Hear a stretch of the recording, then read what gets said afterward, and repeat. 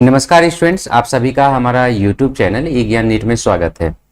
Students, आज है lecture number 5 जिसमें कि मॉलिक्यूलर बेसिस ऑफ इनहेरिटेंस का लेक्चर नंबर 5 है। इसमें हम लोग डिस्कशन करेंगे जीन्स के बारे में। जीन्स क्या होता है, कैसे ये काम करता है, किस चीज़ का बना हुआ है। ऐसे मैक्सिमम चीज़ तो आप लोगों को पता है, हम लोग डिस्कस कर चुके हैं, लेकिन इससे रिलेटेड जितना भी किस तरीके से ये फंक्शन करता है और किस तरीके से इसका रेगुलेशन होता है। इसके पहले हम लोग ऑलरेडी रिप्लिकेशन हम लोग पढ़ चुके हैं कि कैसे डीएनए का रिप्लिकेशन होता है। तो और आज और भी बहुत कुछ होने वाला है, काफ़ी इंटरेस्टिंग है। ये हमारे से रिलेटेड है, इसलिए और भी ज़्यादा इंटरेस्टिंग हो जाता है। ठीक है जी। Saurabh Devnath, good evening. तो स्टार्ट करते हैं हम लोग, लेकिन स्टार्ट करने के पहले जो इस चैनल पे बिल्कुल नए हैं उसके लिए this is Tribhuvan Kumar Bharti, BSc in biotechnology, MSc zoology, BEd, MEd, biology teacher in Vivekananda Vidyalaya higher secondary school, government of Assam, NET 3 times qualified, SET north east qualified, more than 10 years of teaching experiences, 3 books on environmental education and 12 research papers in international journals. This is my brief introduction. अगर ज़्यादा detail में जानना है, कुछ नहीं करना, बस Google पे लिख देना है त्रिभुवन कुमार भारती, गूगल सब कुछ बताएगा। लेट अस सी। तो आज जो हम लोग का है मॉलिक्यूलर बेसिस ऑफ इनहेरिटेंस, तो इसमें तो पता है कि यहाँ पर अभी जो हम लोग देख रहे हैं ये मॉलिक्यूलर लेवल पे इनहेरिटेंस को देख रहे हैं। इसके पहले हम लोग मेंडेलियन इनहेरिटेंस देखे थे, तो जिसमें मेंडेलियन इनहेरिटेंस चल रहा था उसमें ज़्यादा कुछ खोज नहीं हुआ था, ज़्यादा कुछ डिस्कवर नहीं हुआ था, तो इसीलिए उसमें ज़्यादा कुछ हमें जानकारी नहीं था। लेकिन अब तो ज़्यादा कुछ जानकारी है, बोलो तो। लेकिन अब तो हमें ज़्यादा कुछ जानकारी हो गया। अब ज़्यादा जानकारी हो गया तो जाहिर सी बात है ज़्यादा लेवल तक हम लोग इसके बारे में स्टडी कर सकते हैं। सो इसमें मॉलिक्यूलर लेवल ऑफ इनहेरिटेंस देख रहे हैं कि किस प्रकार से ये काम करता है, किस तरीके से ये फंक्शन करता है, so and so and so. Now let us see genes क्या होता है। फर्स्ट ऑफ ऑल जीन्स,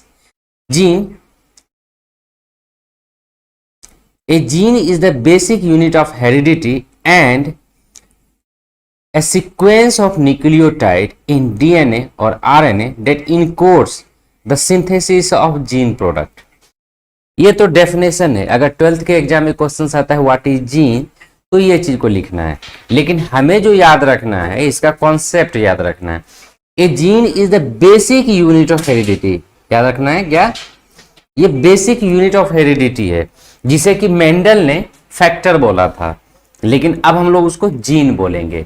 उसमें ज्यादा कुछ खोज नहीं हुआ था, इसीलिए उन्होंने फैक्टर बोला। And a sequence of nucleotide in DNA और RNA that code synthesis of gene product. Gene काम कैसे करता है, फंक्शन कैसे करता है? On the basis of product. Product के आधार पे ये काम करता है। तो यहां पर बेसिक यूनिट ऑफ हेरिडिटी है नंबर 1। ये एक पार्टिकुलर सीक्वेंस ऑफ न्यूक्लियोटाइड होता है और उसी सीक्वेंस के आधार पे ये काम करता है। और कैसे काम करता है? Synthesis of gene product means protein. ये प्रोटीन बना के अपना काम को रेगुलेट करता है। किस तरीके से होता है अभी आगे चल के हम लोग आज के ही क्लास में देखने वाले हैं। Shyamal Gogoi, good evening. It comprises of adenine, guanine, cytosine, thymine and uracil. Uracil is only present in the RNA instead of thymine. DNA अगर होगा तो डीएनए में थायमिन होगा, और अगर आरएनए होगा तो उसमें यूरासिल होगा। ओके, तो ये जो नाइट्रोजन बेसिस है या न्यूक्लियोटाइड जो हम बात कर रहे हैं, ऐसे इसके बारे में हम लोग लास्ट क्लास में भी देख चुके हैं। तो ये जो आरएनए में होगा simply uracil instead of the thymine, लेकिन डीएनए जो होगा, मतलब ओवरऑल क्या कहने का मतलब है, जो हमारा इनहेरिटेंस करने का हेरिडिटी जो कैरेक्टर्स फ्लो होता है सिंपली डीएनए के द्वारा नहीं होता, आरएनए के द्वारा होता है। फॉर एग्जांपल कोरोना वायरस, तो कोरोना वायरस में भी जो डीएनए का हेरिडिटी तो हो रहा है ना, 1 से हजारों लाखों करोड़ों कोरोना वायरस बन रहे हैं, लेकिन वहां पर जो हेरिडिटी मटेरियल है वो है आरएनए, डीएनए नहीं है। हाँ, अगर इंसानों की बात करते हैं, हायर ऑर्गेनिजम्स की बात करते हैं, तो वहां पर डीएनए होता है। Okay, now move. अब सवाल आता है gene. The term gene was introduced by the Johnson in 1909। 1909 में ही टर्म जीन को यूज किया गया था जॉनसन के द्वारा।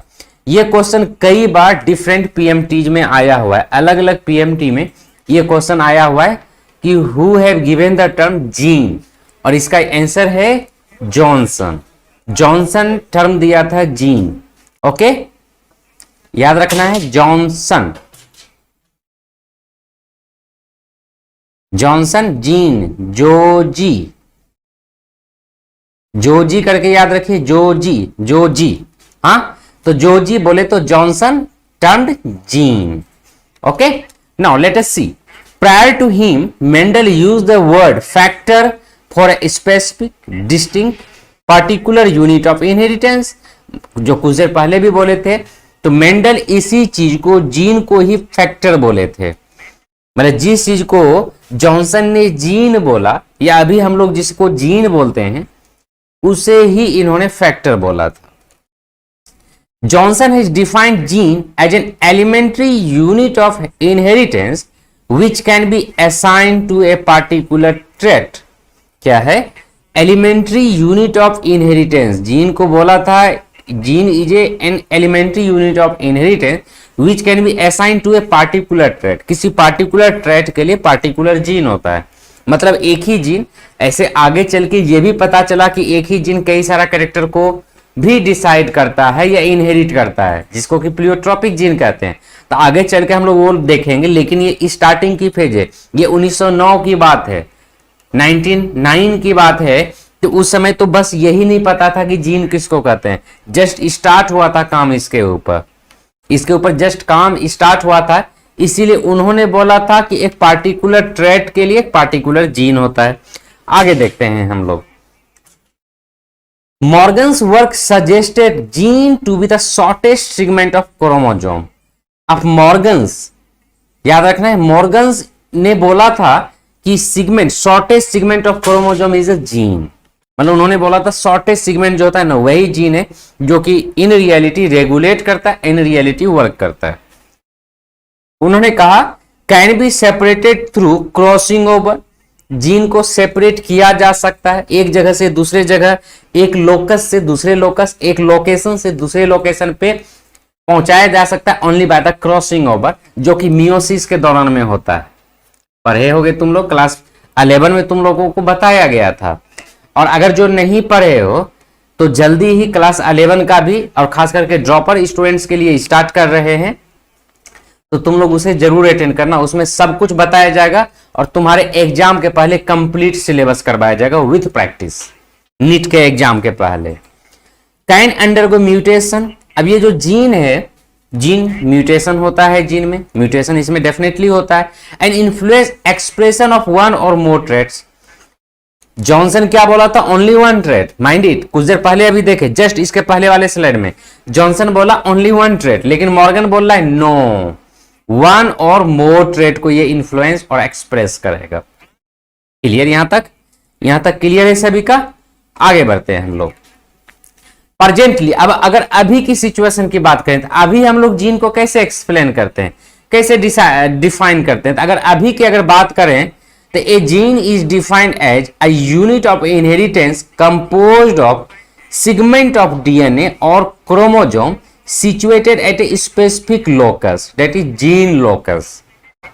ठीक है, मतलब segment of DNA, inheritance composed of, ये है यूनिट ऑफ इनहेरिटेंस। ये तो वही रह गया, इसमें कोई चेंजिंग नहीं हुआ। ये यूनिट ऑफ इनहेरिटेंस था उस समय और अभी भी यूनिट ऑफ इनहेरिटेंस है। मतलब जॉनसन का जीन भी यूनिट ऑफ इनहेरिटेंस, मॉर्गन का जीन भी यूनिट ऑफ इनहेरिटेंस, और मॉडर्न डे का जीन भी यूनिट ऑफ इनहेरिटेंस है। बट मॉर्गन का जो था वो एक या एक से ज्यादा, जॉनसन का सिर्फ एक ही ट्रेट को कैरी करता है, मॉर्गन का एक या एक से ज्यादा को कैरी करता है। और ये क्या है, इसमें एक थोड़ा सा है क्या कि एक composed of a segment of DNA ये ऐड किया गया है, situated at a specific locus को एक्स्ट्रा ऐड किया गया है। ओके, आगे, it carries coded information associated with a specific function and can undergo. क्या है, ये कैरी इंफॉर्मेशन कैरी करता है in the form of code, कुछ पार्टिकुलर कॉड के फॉर्म में। आगे चल के हम लोग कॉड भी देखने वाले हैं। तो कॉड के फॉर्म में ये इंफॉर्मेशन कैरी करता है, और इसमें क्रॉसिंग ओवर भी होता है और म्यूटेशन भी होता है, जो कि मॉर्गन साहब ने बोला था। क्रॉसिंग ओवर भी होता है, म्यूटेशन भी होता है। तो आप यहां पर तुम लोग देख सकते हो ये एक स्ट्रक्चर है, ठीक है, तो जो कि ऑलरेडी हम लोग क्लास 11 में देख चुके हैं, फिर भी इस प्रकार से होता है, पेयरिंग होता है, पेयरिंग होके इंटरचेंज हो जाता है, एक पोर्शन इंटरचेंज हो जाता है क्रोमोजोम का, हो गया ना, जो होमोलोगस क्रोमोजोम है उसका पोर्शन चेंज हो जाता है, इसे कहते हैं क्रॉसिंग ओवर। उसके बाद बारी है हम लोग का म्यूटेशन की। तो म्यूटेशन में क्या होता है, ओरिजिनल सीक्वेंस जैसे ये है, अब म्यूटेटेड जीन में क्या होगा, साइटोसिन के स्थान पे थायमिन आ गया, या यहां पर टी एक्स्ट्रा ऐड हो गया है, या मतलब इसको इंजर्शन कहते हैं। यहां पर क्या होता है, सब्स्टिट्यूशन, साइटोसिन के स्थान पे थायमिन आ गया, यहां पर इंजर्शन हो गया, क्या हो गया, एक्स्ट्रा क्वाड आ गया है, इसमें एक्स्ट्रा नाइट्रोजन बेसिस आ गया है। और डिलीशन में क्या हुआ है, मेरे पीछे देख सकते हो तुम लोग, यहां पर से कुछ नाइट्रोजन बेसिस डिलीट हो गया, घट गया, और इस कंडीशन में भी इसका कैरेक्टर बदल जाता है। So you can see this is the mutation.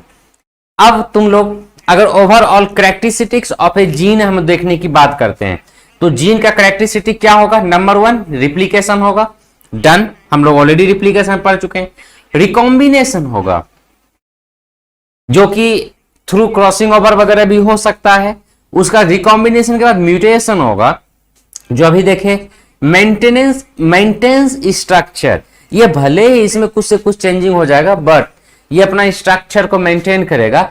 And development and differentiation, इसमें कुछ ना कुछ डेवलपमेंट भी होगा और डिफरेंशिएशन भी होगा। This is the characteristics of a gene. और देखते हैं रिप्लिकेशन। फर्स्ट ऑफ ऑल हम लोग यहां पर रिप्लिकेशन देख रहे हैं, तो you can see here replication में क्या होता है, reproducing two identical replicas of DNA from one original DNA molecules. कोई ओरिजिनल एक डीएनए मॉलिक्यूल्स है, उसी से ज्यादा मतलब 2 अगर रिप्लिका का फॉर्मेशन हो जाता है, लेकिन वो आइडेंटिकल, रिप्लिका बोल रहे हैं ना, मतलब वो कार्बन कॉपी होगा, तभी तो नाम रिप्लिका का टर्म यूज कर रहे हैं, तो उसे ही हम लोग डीएनए रिप्लिकेशन कहते हैं। तो उसका मैकेनिज्म यहां पर पिक्टोरियल फॉर्म में भी और एनिमेशन के फॉर्म में भी दिया हुआ है। देखो क्या होता है, एक ही डीएनए मॉलिक्यूल से एक ही डीएनए, वो यहां पर विखंडन हुआ, सेपरेशन हुआ, ऑलरेडी लास्ट क्लास में हम लोग देख चुके हैं रिप्लिकेशन को इन डिटेल, बस यहां पर ब्रीफ में देख लो। क्या होता है, हेलिकेज के द्वारा ये खुलता चला जाता है, फिर वहां पर प्राइमेज के द्वारा प्राइमर आरएनए प्राइमर का फॉर्मेशन होता है, वहां से सिंथेसिस डीएनए का उसी के ऊपर स्टार्ट हो जाता है in the form of semi conservative. यहां पर क्या होता है कि रिप्लिकेशन स्टार्ट हो जाता है। अब देखो यहां पर जो एनिमेशन में दिखलाया हुआ है, एनिमेशन में भी वैसे है, यहां पर सेपरेट हुआ और सेपरेट होकर ये आगे बढ़ता चला जाता है, और new nitrogen bases, complementary nitrogen bases, repeating complementary nitrogen bases आते जाता है, उसमें जुड़ते जाता है और न्यू रिप्लिका का फॉर्मेशन होते चला जाता है। So this process is known as replication of DNA और डीएनए रिप्लिकेशन। क्लियर है बच्चों, यहां तक? आगे बढ़ते हैं। अब a process by which piece of DNA are broken and recombined to produce new combination। मतलब क्या है, रिकॉम्बिनेशन में यहां पर अभी जो देखे थे रिप्लिकेशन था, जिसमें कि रिप्लिका का फॉर्मेशन हो रहा था, यहां पर रिकॉम्बिनेशन हो रहा है, न्यू कॉम्बिनेशन का फॉर्मेशन हो रहा है। You can see here in the animation एक न्यू रिकॉम्बिनेशन, 2 अलग अलग प्रकार का आया यहां पर डीएनए या chromosome, you can say DNA आया, वो टूटा और आपस में डिवाइड हो गया, अलग अलग पोर्शंस वहां पे आके जुड़ गया। ऐसे ही न्यू कॉम्बिनेशन, देखो एक है ब्राउन और एक है ब्लैक, सेपरेट हो गया, टूट के एक दूसरे में जुड़ गया, न्यू रिकॉम्बिनेशन बना ना, रिकॉम्बिनेशन हुआ। अब देखो और भी ऐसे ही हुआ, फिर दूसरे के साथ फ्यूजन हुआ, मतलब जिसके साथ यहां पर मैरिज होगा और न्यू फ्यूजन होकर न्यू कॉम्बिनेशन का फॉर्मेशन करते रहता है। So this type of combination क्या हो रहा है, recombination is known as recombination. Clear? Move. अब हम लोग आगे बढ़ते हैं म्यूटेशन। अब म्यूटेशन क्या होता है, जो अभी हम देखे थे, mutation is a change in nucleotides sequence of the chromosome. Mutation is a change in the nucleotide sequence of the chromosome. अगर सीक्वेंस, क्रोमोसोम के सीक्वेंस में अगर चेंजिंग हो जाता है, क्रोमोसोम के न्यूक्लियोटाइड में अगर सीक्वेंस में चेंजिंग हो जाता है, then that is known as the mutation. अब यहां पर तुम देख सकते हो क्या हो रहा है, देखो यहां पर एक अलग सीक्वेंस है, किसी कारण से यहां पर सीक्वेंसिंग चेंज हुआ, पहला क्या हुआ, डुप्लीकेशन, हम लोग ऑलरेडी देख चुके हैं, but here you can C in the form of animation. Duplication में क्या हुआ, एक्स्ट्रा का फॉर्मेशन हो गया, दैट इज द डुप्लीकेशन। उसका डिलीशन में क्या हुआ, वहां पर जो था जीन वो भी डिलीट हो गया। उसका इन्वर्सन, उल्टा हो जाता है, ऊपर में ब्राउन, यहां पर देखो, यहां पर दो ही है, एक है ब्लू और एक है ग्रीन, यहां पर उसका डुप्लीकेशन हो गया, इसलिए इस तरह के म्यूटेशन को डुप्लीकेशन म्यूटेशन कहेंगे। ओके, यहां पर देखो ये जो ब्लू कलर का था वो डिलीट हो गया, इसे इस तरीके के म्यूटेशन को डिलीशन कहते हैं। थर्ड केस में देखो इन्वर्सन, ऊपर में ब्लू है नीचे में ग्रीन है, यहां पर जस्ट उल्टा हो गया, तो यहां पर इन्वर्स हो गया, इसलिए इसको इन्वर्सन म्यूटेशन कहेंगे। अब यहां पर क्या हो रहा है, ट्रांसलोकेशन हो रहा है, इसकी टोपी उसका घर, उसका टोपी उसका माथा, ऐसे ही हो रहा है, और यहां पर उल्टा पुल्टा हो रहा है, इसलिए इसको ट्रांसलोकेशन कहेंगे। क्लियर है बच्चों, यहां तक सभी का क्लियर है? आगे बढ़ते हैं हम लोग। अब है मेंटेन स्ट्रक्चर, ये भी देखे थे, इसका अगला कैरेक्टरिस्टिक देखे थे डीएनए का कि ये अपना स्ट्रक्चर को मेंटेन करता है, स्ट्रक्चर में इसमें कोई चेंजिंग नहीं होता। तो क्या होता है इसमें, a gene codes for those proteins which are responsible for maintaining the structure of cell, hence the overall body of the organism. Repeating, a gene codes for those proteins which are responsible for maintaining the structure of cell. यही responsible है main रूप से cell का structure को maintain करने में, gene. Hence the overall body of the organism, और cell का स्ट्रक्चर को मेंटेन कर रहा है मतलब पूरे बॉडी को, ऑर्गेनिजम्स के पूरे बॉडी को, स्ट्रक्चर को ये मेंटेन कर रहा है थ्रू ट्रांसलेशन। कैसे, ट्रांसलेशन के द्वारा। कैसे होता है ट्रांसलेशन, प्रोटीन का सिंथेसिस हो रहा है ना, डीएनए से आरएनए का फॉर्मेशन, आरएनए से प्रोटीन का सिंथेसिस, और वैसे ही ये रेगुलेट होता है। बच्चों ये सारा स्टेप भले ही हम लोग यहां पर शॉर्ट में देख रहे हैं, लेकिन आगे चल के ये फुल डिटेल में देखेंगे तो उस समय तुम लोग का पूरा भेजा क्लियर हो जाएगा, पूरा का पूरा। अगर किसी भी प्रकार का कंफ्यूजन होगा क्लियर हो जाएगा। बस अभी हम लोग ब्रीफ में देख रहे हैं कि किस प्रकार से ये हो रहा है और इसका कैरेक्टरिस्टिक्स क्या है। अगर अभी समझना, मान लो अभी हल्का पल्का भी अगर तुम्हें समझने में दिक्कत हो रहा तो इसे दोबारा देख लेना, ठीक है। Now development and differentiation.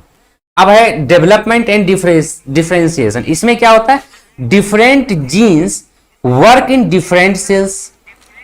अब क्या है, अलग अलग सेल में अलग अलग काम करता है जीन्स, ठीक है। एंड जीन्स ब्रिंग डिफरेंशिएशन, और ये जो डिफरेंशिएशन होता है ये जीन्स के कारण ही होता है। देखो अलग अलग प्रकार के सेल में सेम जीन अलग तरीके से डिफरेंट जीन एक्टिव होता है। फॉर एग्जाम्पल जो जीन मेरे नाक के पास में है वो नाक बनाने वाला जीन यहां पर एक्टिव है, और कान बनाने वाला जीन यहां पर एक्टिव नहीं है। नहीं तो प्रत्येक सेल में वहां पर भी नाक कान सब कुछ होता ना, लेकिन नाक बनाने, जहां पर नाक का पोर्शन है यहां पर नाक बनाने वाला ही जीन एक्टिव है, जबकि सेल सेम है। सभी सेल में सभी डीएनए है, सभी जीन है, लेकिन जहां पर जिसकी जरूरत है वहीं पर वो काम करता है। For example muscle cell, muscle cell में मसल बनाने वाला ही जीन एक्टिव है, ओके। जो फैट सेल्स है उसमें फैट सेल बनाने वाला ही जीन एक्टिव है। बोन सेल में बोन बनाने वाला ही जीन एक्टिव है और बोन बनाता है। ब्लड सेल में ब्लड बनाने वाला ही सेल एक्टिव है और वही बनाता है। सो ऑन, डिफरेंशिएशन जीन के द्वारा ब्रॉट अबाउट होता है, डिफरेंशिएशन जीन के द्वारा लाया जाता है। क्लियर है यहां तक? Now genes and enzyme. Archibald Garrod, इन्हें कॉमनली ए गैरोड के नाम से भी जाना जाता है। ज्यादातर जगह में ए गैरोड देखोगे लिखा हुआ, okay. Archibald Garrod that is father of biochemical genetics. कई बार who is known as the father of biochemical genetics के नाम से क्वेश्चंस आ सकता है, तो वहां पर होगा father of biochemical genetics is A Garrod was the first to hint that genes operate through enzymes. यही पहले थे ए गैरोड जो कि सबसे पहले हिंट्स दिए थे कि जीन एंजाइम के द्वारा काम करता है। Enzyme operate through, sorry genes operate through enzymes, okay. He that is Garrod studied a number of inherited human disorders and found that they are inborn errors of metabolism. उन्होंने, गैरोड ने बहुत सारे inherited human disorder को study किया और उन्होंने पाया कि ह्यूमन बींग्स में इनबॉर्न एरर्स ऑफ मेटाबॉलिज्म होता है and these are due to failure of metabolic machinery to perform a particular functions due to formation of defective enzymes. अब उन्होंने पाया कि एक पार्टिकुलर फंक्शंस रुक जाता है, ये डिफेक्टिव हो जाता है। क्यों? किसी पार्टिकुलर जीन वहां पर सही से काम नहीं कर रहा, डिफेक्टिव हो गया है। अब जब जीन डिफेक्टिव है तो जाहिर सी बात है एंजाइम भी डिफेक्टिव प्रोड्यूस होगा और यही डिफेक्टिव एंजाइम्स के कारण यहां पर मेटाबॉलिज्म मशीनरी परफॉर्म सही ढंग से नहीं करता और फेलियर हो जाता है। ये गैरोड का प्रूफ हुआ, उन्होंने पाया ऐसा। फॉर एग्जाम्पल्स एल्केप्टोन यूरिया, इसके ऊपर भी कई बार क्वेश्चंस आया हुआ है और आगे भी आने की संभावनाएं हैं। तो एल्केप्टोन यूरिया के ऊपर उन्होंने स्टडी किया। अब एल्केप्टोन यूरिया क्या होता है? It is genetic disorder characterized by brown और black colour of exposed urine. अगर यूरिन को कुछ देर तक छोड़ दिया जाए तो उसका कलर ब्लैक या ब्राउन हो जाता है। He concluded through pedigree analysis that the disease was caused by the inheritance of a pair of recessive gene। अब उन्होंने जब पेडिग्री एनालिसिस किया तो उन्होंने पाया कि डिफेक्टिव जीन्स के कारण रेसेसिव इनहेरिटेंस के द्वारा ये डिसऑर्डर कॉज्ड होता है। तो ये देखो सिम्टम्स ऑफ एल्केप्टोन यूरिया, या तो ब्राउन या तो ब्लैक कलर का हो जाता है। पेशेंट में displays painless bluish darkening of the outer ears, जो बाहरी कान है इसका डार्केनिंग हो जाता है या ब्लूइश कलर का हो जाता है। Nose and white of the eyes, या आंख का जो सफेदी उसमें भी कालापन आ जाता है because of the alkaptonuria. And longer term arthritis often occurs, और ज्यादा समय के बाद, मतलब नॉर्मली अर्थराइटिस बुढ़ापा के लिए कॉमन है लेकिन इसमें क्या होता है बुढ़ापा के पहले अर्थराइटिस हो जाता है। तो यहां पर तुम लोग देख सकते हो dark spot in sclera of I, cartilage of the year, देख रहे हो कार्टिलेज। आई होप यहां तक सभी का क्लियर होगा फ्रेंड्स। अब एल्केप्टोन और हीमोजेनेटिक एसिड, एल्केप्टोन और homogentisic acid is produced in human beings. ये एल्केप्टोन या होमोजेनेटिक एसिड सिर्फ ह्यूमन बींग्स में, मतलब ह्यूमन बींग्स में प्रोड्यूस होता है। And the acid is form during metabolism of 2 amino acids, 2 amino acids के मेटाबॉलिज्म के दौरान होता है। कौन कौन? Phenylalanine and tyrosine. Repeating, phenylalanine and tyrosine के मेटाबॉलिज्म के दौरान ये चीज होता है। तो क्या होता है? Homogentisic acid is oxidised to 4 methyl acetate, 4 methyl acetoacetate with the help of homogentisic 1,2 dioxygenase enzyme.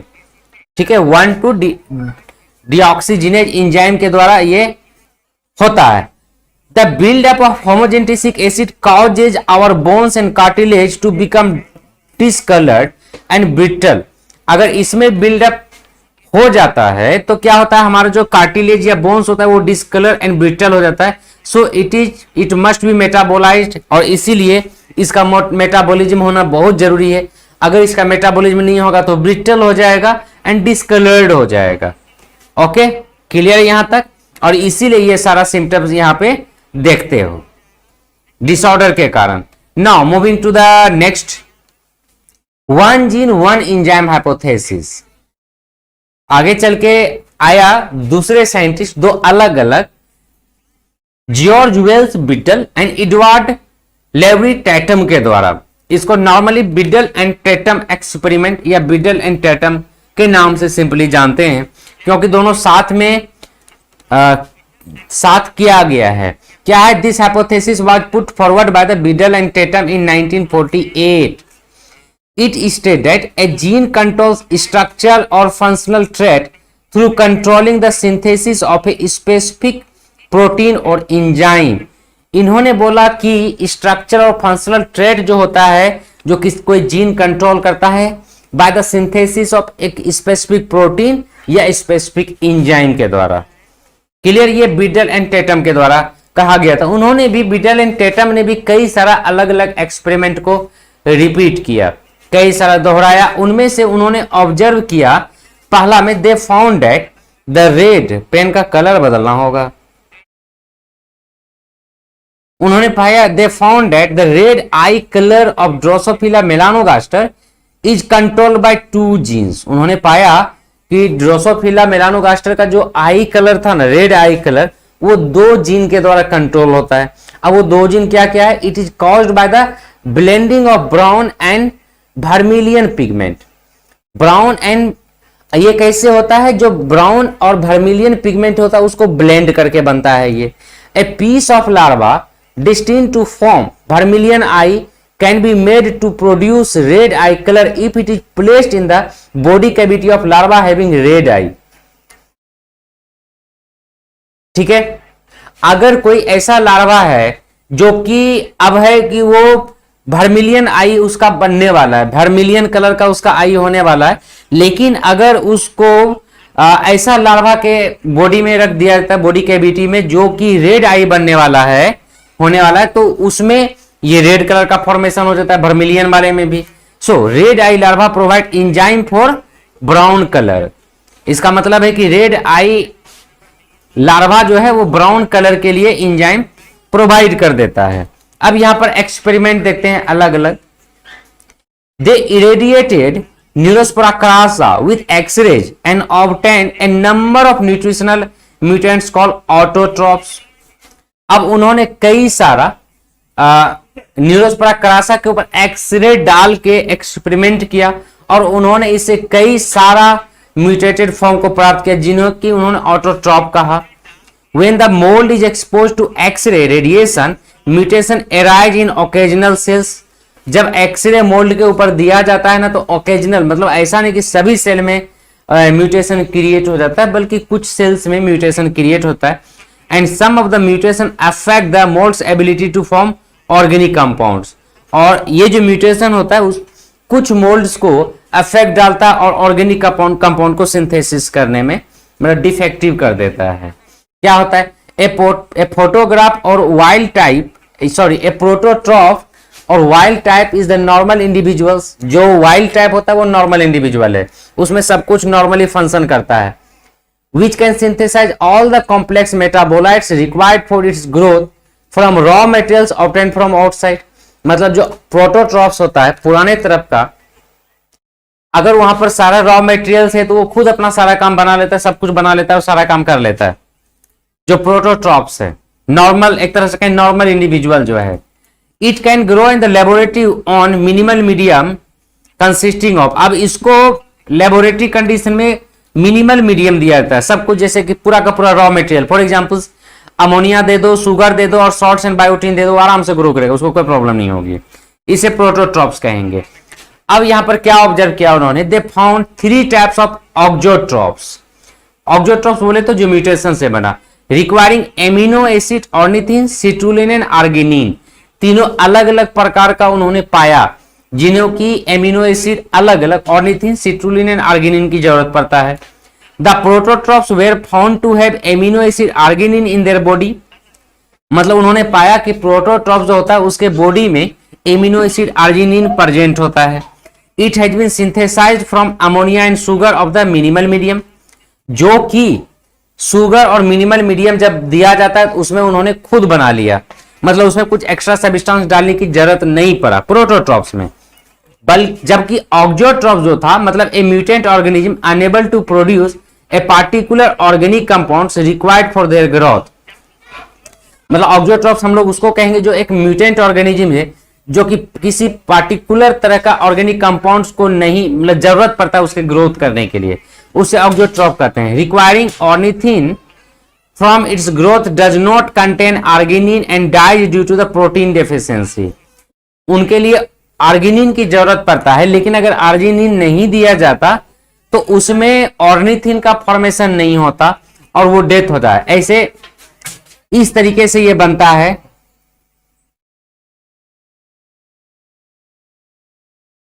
Arginine से ऑर्निथिन बनता है, आर्जिनिन, ऑर्निथिन, ऑर्निथिन के बाद सिट्रुलिन बनता है। ओके, और ये आर्जिनिन जो बनता है amino acid and minimal media से, या बायोटीन वगैरह अगर दे दिया जाए तो ये बनता है एमिनो एसिड एंड बायोटीन वगैरह दिया है तो आर्जिनिन बन जाता है प्रोटोट्रॉप्स में।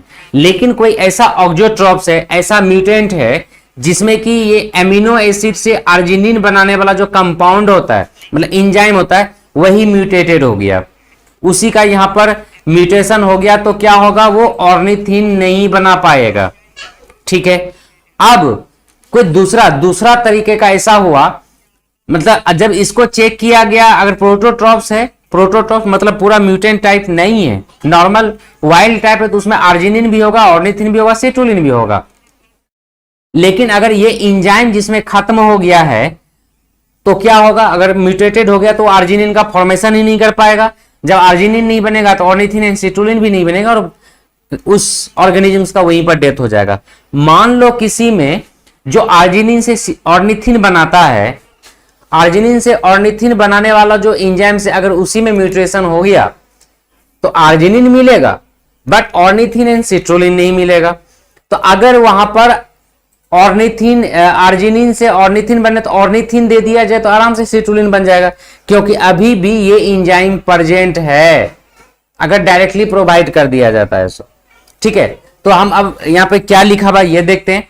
When supplied with ornithine, it is found to possess arginine। जब यहां पर ऑर्निथिन दे दिया जाता है तो ऑर्निथिन आर्जिनिन वहां पर प्रेजेंट रहता है। Auxotrophs required citrulline possesses ornithine but no arginine। ठीक है, and when citrulline supplied the auxotrophs comes to have arginine। मतलब इस प्रकार से यहां पर फॉर्मेशन होता है। अब देखो यहां पर ये किस प्रकार से कॉम्बिनेशन बनता है, इसको मैं डिलीट कर रहा हूं, यहां पर थोड़ा सा मिस्टेक है बच्चों। अब देखो यहां पर किस प्रकार से ये जुड़ा हुआ है एक दूसरे से और किस प्रकार से बनता है। अमोनिया और शुगर से अगर एंजाइम ए प्रेजेंट है तो ऑर्निथिन बनता है, ऑर्निथिन से एंजाइम बी प्रेजेंट है तो सिट्रुलिन बनता है और सिट्रुलिन से आर्जिनिन बनता है। आर्जिनिन एंड प्रोडक्ट है। ठीक है, the nutritional mutant requiring arginine contains both ornithine and citrulline. देखो अगर यहां पर म्यूटेशन हो जाता है, एंजाइम ए का फॉर्मेशन नहीं होगा, अगर यहां पर म्यूटेशन हो जाता है तो ऑर्निथिन ही नहीं बनेगा। लेकिन अगर उस मीडियम में ऑर्निथिन डाल दिया जाए, मतलब मर जाएगा ना, अगर ये नहीं बना तो ऑर्निथिन नहीं बनेगा और ऑर्निथिन नहीं तो सिट्रुलिन एंड आर्गिनिन भी नहीं बनेगा। अगर उस मीडियम में ऑर्निथिन डाल दिया जाए तो बाकी सिट्रुलिन और आर्जिनिन बनाने वाला एंजाइम है वहां पे बना डालेगा। लेकिन मान लो अगर ये एंजाइम में म्यूटेशन हो जाए, इस एंजाइम में, एंजाइम बी में, ओके, तो ऑर्निथिन रहेगा बट सिट्रुलिन नहीं होगा, क्योंकि ऑर्निथिन से सिट्रुलिन बनाने वाला एंजाइम ही नहीं है। अगर तो जाहिर सी बात है सिट्रुलिन नहीं होगा तो आर्जिनिन भी नहीं होगा। तो यहां पर अगर सिट्रुलिन उस मीडियम में डाल दिया जाए तो डायरेक्टली आर्जिनिन बन जाता है ना, मतलब वहां पर सब कुछ रहेगा। तो इसका मतलब है कि यहां पर इसमें म्यूटेशन हो गया। तो इसी प्रकार से उन्होंने अलग अलग बार अलग अलग चीज डाल के उन्होंने एक्सपेरिमेंट किया और उन्होंने पाया कि one gene one enzyme produce करता है। सो ऑब्जर्वेशन ये हुआ, Beadle and Tatum reason that defective enzymes are due to the defective और म्यूटेंट जीन्स। उनको लास्टली उन्होंने बोला कि जो डिफेक्टिव जीन्स होता है, एंजाइम्स, जो डिफेक्टिव एंजाइम्स होता है डिफेक्टिव या म्यूटेंट जीन्स के द्वारा होता है। ओके, अगर hence genes express their effect by controlling the synthesis of enzymes, और इसीलिए जीन जो एक्सप्रेस करता है अपने आप को वो एंजाइम के सिंथेसिस के द्वारा करता है।